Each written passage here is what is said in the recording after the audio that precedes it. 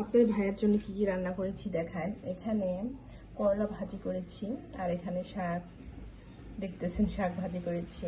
এখানে পেঁপে ভর্তা করেছি, এখানে কলমিয়া ভুনা করেছি, এখানে সালাদ করেছি, আর এই যে এখানে কদু রান্না করেছি। আপনাদের ভাইয়া কদু খেতে বেশি পছন্দ করেন। আর আমার জন্য রান্না করেছি গরুর গোস্ত।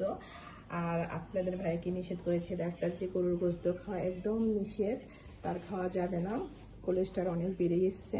তার জন্য তার খাবার যা যা রান্না করা দরকার তাই রান্না করেছে। সে তো করলা এগুলোই খাবে, এই সবজি দিয়েই খাবে, আর লাল চালের ভাত খাবে। যেখানে বসে দিয়েছি ভাত হচ্ছে, এই যে লাল চালের ভাত।